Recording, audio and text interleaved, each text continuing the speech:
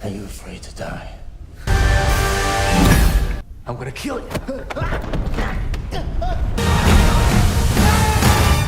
आज हम देखेंगे एक ऐसी मूवी जिसमें दिखाया गया है कि लोग अलग अलग ग्रहों पर जाकर एक्सपेरिमेंट कर रहे हैं, जिसका मेन हिस्सा है मिकी, जो इस एक्सपेरिमेंट के चलते मरने के लिए तैयार था। और खास बात ये थी कि मरने के बाद मिकी को वापस जिंदा किया जाएगा, यानी जितनी बार भी वो मरेगा उतनी बार उसका क्लोन बनाया जाएगा। 2022 की मिकी 7 के नॉवल पर बेस्ड हॉलीवुड फ्रेश कंसेप्ट के साथ लेकर आया है मिकी 17 को। तो बिना वक्त गवाए चलिए शुरू करते हैं। मूवी की शुरुआत में हम एक फ्यूचरिस्टिक दुनिया को देखते हैं जिसमें सारी चीजें काफी एडवांस हो चुकी है और नॉर्मल दुनिया के मुकाबले ये दुनिया टेक्नोलॉजी में भी काफी आगे आ चुकी है। लेकिन फिर भी इंसानों का यहाँ रहना काफी मुश्किल है, क्योंकि इस फ्यूचरिस्टिक दुनिया के लिए इंसानों ने सारे रिसोर्सेज यूज कर लिए, जिस वजह से इंसान काफी मुश्किल से ही यहाँ रह पाते हैं। और इसी दुनिया के अंदर हम देखते हैं इस कहानी के मेन कैरेक्टर मिकी को, जो अपने दोस्त टीमों के साथ रहता है और ये दोनों भी काफी गरीब है। इसके बावजूद वो दोनों डिसाइड करते हैं कि वो अपना एक खुद का बिजनेस खोलेंगे और बिजनेस खोलने के लिए लोन शार्क से लोन लेकर अपना बिजनेस शुरू करते हैं। लेकिन उनके बिजनेस में उन्हें कुछ भी हासिल नहीं हो रहा था और उन्होंने लोन शार्क से लिया हुआ सारा पैसा गवा दिया था और अब इनके पास लोन का पैसा चुकाने का और कोई भी जरिया नहीं था। इसलिए लोन शार्क अपना पैसा निकलवाने के लिए उन दोनों को स्पेस में हो रहे एक एक्सपेरिमेंट का हिस्सा बना देते हैं और मजबूरन उन दोनों को उस एक्सपेरिमेंट का हिस्सा बनना ही पड़ता है। जिसके बाद हमें इस स्पेस एक्सपेरिमेंट के बारे में पता लगता है कि आखिर ये है क्या। हम यहाँ केनेथ मार्शल नाम के एक शख्स को देखते हैं जो एक पैसे वाला इंसान है, जो इस कंपनी में अपने पैसों के बलबूते पर इंसानों पर प्रयोग करवाता है ताकि वो इंसानों के अंदर की कमजोरियों को दूर करके उन्हें बेहतर और एडवांस बना सके।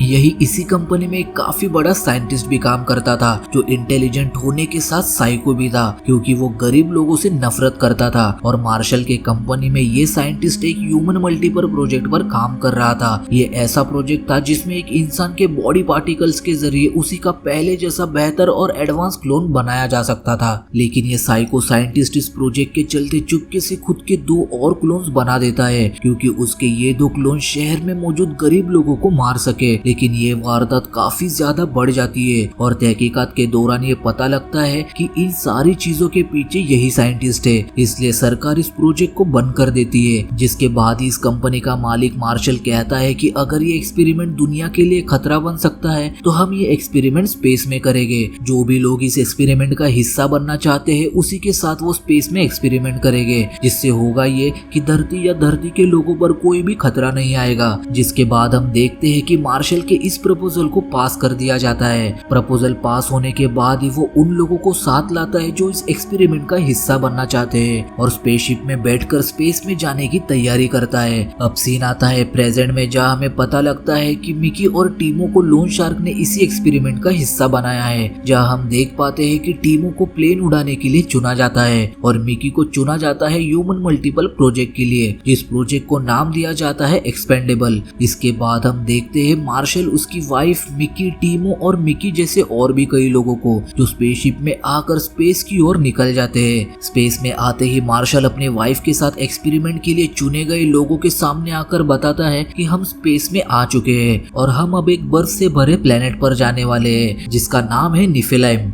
और जिस एक्सपेरिमेंट को वो करने आए हैं वो एक्सपेरिमेंट वो इसी प्लेनेट पर आकर करेंगे और ये भी देखेंगे कि क्या ये प्लेनेट इंसानों के लिए रहने लायक है या नहीं। लेकिन उस प्लेनेट तक पहुंचने के लिए उन्हें 4.5 साल का सफर तय करना होगा। तब तक उन्हें इसी स्पेसशिप पर रहना होगा। इधर स्पेसशिप में हम मिकी को देखते हैं जो अपने ही तरह कुछ लोगों से मिलता है जो इस एक्सपेरिमेंट का हिस्सा थे और वही उसकी मुलाकात होती है नाशा से, जहाँ धीरे धीरे वक्त के साथ उनकी दोस्ती प्यार में बदल जाती है। अब क्योंकि मिकी अब एक एक्सपांडेबल है तो स्पेसशिप में ही मिकी का स्कैन किया जाता है और उसके बॉडी पार्टिकल से उसके बॉडी का एक क्लोन बनाया जाता है ताकि एक्सपेरिमेंट के दौरान अगर मिकी मर जाए तो उसके क्लोन को तैयार किया जा सके जो पहले वाले मिकी से एडवांस होगा। एक्सपेरिमेंट स्टार्ट करने से पहले मिकी को नाम दिया जाता है मिकी 1। तब धीरे धीरे समय बीतने लगता है और आखिरकार सभी निफेलाइम नाम के प्लेनेट पर आ ही जाते जाते हैं जहाँ वो एक्सपेरिमेंट करने वाले थे। इधर मिकी पर एक्सपेरिमेंट शुरू होता है और उसे बिना किसी मास्क के स्पेसशिप के बाहर भेजा जाता है ताकि वो अच्छे से सांस ले सके और पता लगा सके कि यहाँ की हवा से इंसान जिंदा रह सकते हैं या नहीं। लेकिन मिकी वन जब बाहर आता है तो वो महसूस करता है कि यहाँ के हवा में कई सारे बैक्टीरिया और वायरस है जो इंसानों के लिए काफी खतरनाक है। और जैसे ही मिकी वन सांस लेता है तो उसके अंदर वहाँ मौजूद बैक्टीरिया चले जाते हैं जिससे उसकी जगह पर ही मौत हो जाती है। और मिकी वन के मरने के बाद फौरन मिकी टू को तैयार किया जाता है जो पहले से एडवांस था। लेकिन मिकी टू भी वहाँ के एनवायरनमेंट को झेल नहीं पाता और उसकी भी मौत हो जाती है, जिसके बाद तैयार किया जाता है मिकी 3 को। लेकिन वो भी इस प्लेनेट की हवा को बर्दाश्त नहीं कर पाता और वो भी मारा जाता है। ऐसे ही करते करते मिकी के कई सारे अपग्रेडेड क्लोन्स बनाए जाते हैं। लेकिन जब मिकी 17 को तैयार किया जाता है तब हम देखते हैं कि मिकी 17 वहाँ के बैक्टीरिया से पूरी तरह इम्यून हो चुका था और वो आसानी से सांस ले सकता था। जिसके बाद मिकी 17 के बॉडी से उसके ब्लड सैंपल्स निकाले जाते हैं और उसकी मदद से कुछ दवाइयाँ बनाई जाती है जिससे मिकी 17 की तरह स्पेसशिप के बाकी लोगों को भी इम्यून किया जाता है। और अब क्योंकि इस प्लेनेट पर सांस ली जा सकती थी इसलिए मिकी 17 के साथ 3 और लोगों को उस प्लेनेट पर रिसर्च करने के लिए भेजा जाता है। जिसके बाद मिकी अपने टीम के साथ पास ही की एक गुफा में आता है रिसर्च करने, जहाँ वो देखते हैं कि वहाँ काफी सारे बड़े बड़े कीड़े हैं जिन्हें इस मूवी में क्रीपर्स नाम दिया गया है, जिन्हें देखकर डर के मारे वो सभी वहाँ से भागने लगते हैं। लेकिन भागते वक्त एक लड़की बर्फ से भरे मलबे के नीचे दबकर मारी जाती है। मिकी अपने बचे हुए टीम के साथ सही सलामत स्पेसशिप में आ जाता है। स्पेसशिप पर मौजूद साइंटिस्ट सारी बातों को ध्यान में रखते हुए उन क्रीपर्स पर रिसर्च करने लगते हैं और जल्दी उन्हें समझ आता है कि इन क्रीपर्स को इंसानों का मांस काफी पसंद है। और ये बात सुनते ही मार्शल को काफी गुस्सा आता है, ज्यादा करके मिकी पर, क्योंकि मिकी अपने साथी को बचा नहीं पाया और वहाँ से भाग आया। और उससे गुस्सा इसलिए था कि एक्सपेरिमेंट करने जो लोग यहाँ लाए गए हैं उसमें से एक कम हो गया और वो चाहता था कि सबके सब सही सलामत रहे ताकि वो उन लोगों को अपने हिसाब से एक्सपेरिमेंट के लिए यूज कर सके। जिसके बाद मार्शल मिकी 17 को फिर से उस गुफा में जाकर उन क्रीपर्स में से एक को पकड़कर यहाँ लाने के लिए कहता है ताकि वो उस क्रीपर पर रिसर्च कर सके। और मार्शल ने मिकी को चुना भी इसलिए था क्योंकि वो जानते थे कि मिकी का फिर से क्लोन बनाया जा सकता था। जिसके बाद हम बाहर मिकी को देखते हैं जो गुफा के और बढ़ रहा था, लेकिन पैर फिसलने की वजह से मिकी गुफा के अंदर उन क्रीपर्स के बीच गिर जाता है। मिकी वहाँ एक क्रीपर ऐसा देखता है जो बाकियों के मुकाबले कई गुना ज्यादा बड़ा था, जो धीरे धीरे मिकी के पास आकर उसकी टांग को जकड़ लेता है। और उतने में ही वहाँ मौजूद छोटे क्रीपर्स भी मिकी के पास आ जाते हैं। ये देख मिकी को ऐसा लगता है कि अब वो नहीं बचने वाला, लेकिन यहाँ ऐसी चीज होती है जिससे मिकी को भी कुछ समझ नहीं आता। वो क्रीपर्स मिकी को खाने की वजह उसे उस गुफा के बाहर लाकर छोड़ देते हैं और वहाँ से चले जाते हैं। मिकी को समझ नहीं आ रहा था कि उन क्रीपर्स ने उसे खाया क्यों नहीं और उन्होंने उसकी जान क्यों बचाई। इधर ठंड काफी बढ़ रही थी इसलिए मिकी जल्दी से स्पेसशिप के अंदर आ जाता है। इधर स्पेसशिप के अंदर साइंटिस्ट को लग रहा था कि मिकी 17 मर चुका है, क्योंकि उन्होंने नोटिस किया था कि मिकी 17 गुफा के अंदर क्रीपर्स के बीच गिरा हुआ था। इसलिए अभी ये लोग मिकी 17 का क्लोन तैयार करते हैं मिकी 18 को। दूसरी तरफ हम देखते हैं कि मिकी 17 जब अपने रूम में आता है तो वो अपने सामने अपने क्लोन मिकी 18 को देखता है। मिकी 18 को देख मिकी 17 उससे कहता है कि मुझे अभी जाकर तुम्हारी रिपोर्ट करनी होगी कि मैं अभी भी जिंदा हूँ, वो मिकी 18 को मिटा दे।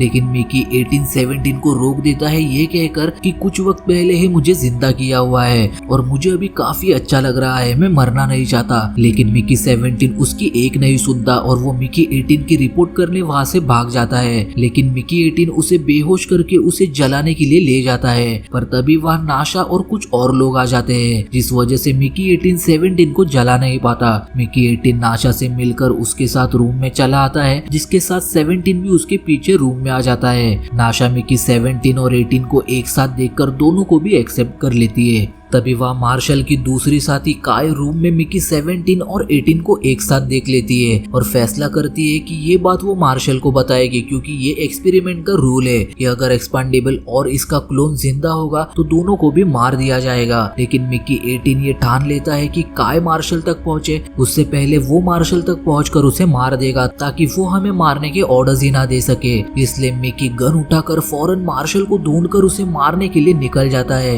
लेकिन ये देख मिकी 17 उसका पीछा करता है ताकि वो उसे ऐसा करने से रोक सके। दूसरी तरफ हम मार्शल को देखते जो इस वक्त स्पेसशिप के हॉल में था और उसके पास इस प्लेनेट का बड़ा सा पत्थर था जो उसके मुताबिक काफी कीमती है। उसका प्लान था कि वो इस पत्थर को धरती पर ले जाएगा और इसके छोटे छोटे टुकड़े करके ऊंचे दामों में बेचेगा। मार्शल उस पत्थर को जैसे ही कटवाता है अंदर से एक क्रीपर निकलता है। उस क्रीपर को देख हर तरफ भगदड़ मच जाती है। उसी दौरान वहाँ मिकी 18 भी आ जाता है जो मार्शल पर गोलियां चलाता है, लेकिन भगदड़ की वजह से उसका निशाना चूक जाता है। जिसके बाद मार्शल के गार्ड्स उस क्रीपर को शूट करके मार देते हैं। तभी अचानक से एक और क्रीपर उस अंडे से बाहर आ जाता है। तभी वह मिकी 17 भी आता है। मिकी 17 को देख मार्शल उससे कहता है कि वो उस क्रीपर को पकड़कर मेरे पास लाए और मिकी 17 करता भी कुछ ऐसा ही है। इधर हम देखते हैं कि साइंटिस्ट उस क्रीपर पर एक्सपेरिमेंट कर रहे हैं। उसी दौरान उस क्रीपर के चिल्लाने की आवाज इतनी तेज थी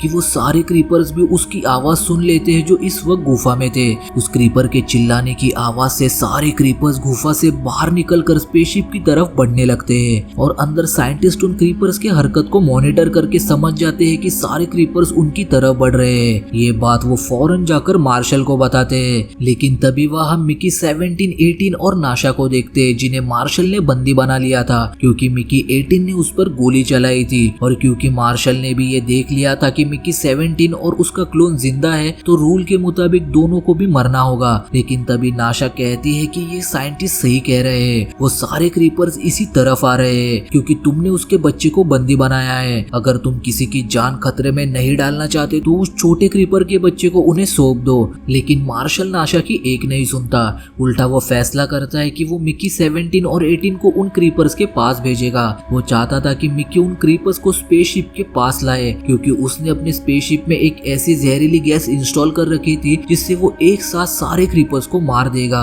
इधर इससे पहले कि दोनों मिकी बाहर जाते हैं उन साइंटिस्ट में से एक जवान छोटी लड़की एक ट्रांसलेटर मिकी को देती है और उससे कहती है कि ये डिवाइस हमने उस क्रीपर पर स्टडी करते वक्त बनाया है और शायद तुम इस डिवाइस से उन क्रीपर्स की सारी बातें समझ पाओगे। दोनों मिकी उस डिवाइस को लेकर फौरन उस क्रीपर्स के बीच आकर सबसे बड़े क्रीपर से बात करते हैं और वो हैरान थे कि ये डिवाइस काम कर रहा था।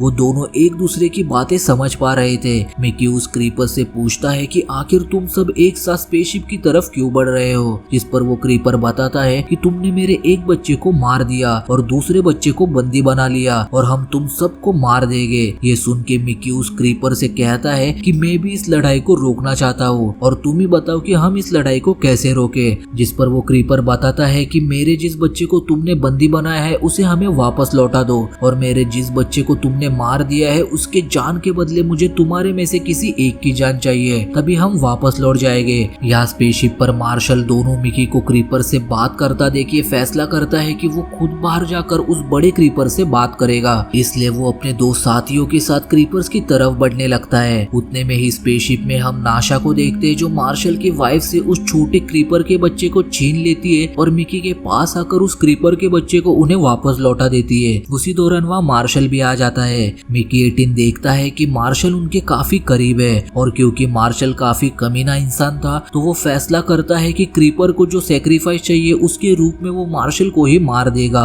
और यही सोचकर मिकी 18 मार्शल के पास आकर उस पर हमला कर देता है। यहाँ हमें पता चलता है कि मार्शल ने मिकी 17 और 18 दोनों के बॉडी पर बॉम्ब लगाया था जिसका रिमोट मार्शल के हाथ पर था और फाइट के दौरान मिकी 18 खुद को सैक्रिफाइस करके मार्शल के हाथ पर मौजूद मिकी 18 वाला बटन दबा देता है और मिकी 18 के साथ मार्शल भी उस धमाके में मारा जाता है, जिसके साथ ही अब क्रीपर्स की मांग भी पूरी हो गई थी इसलिए वो वापस लौट जाते हैं और मिकी 17 नाशा के साथ मिलकर उस पूरे एक्सपेरिमेंट को कैंसिल करके सभी को लेकर धरती पर लौट आता है और सभी अपनी फिर से नॉर्मल लाइफ जीने लगते हैं, जिसके साथ ये फिल्म यहीं पर एंड हो जाती है।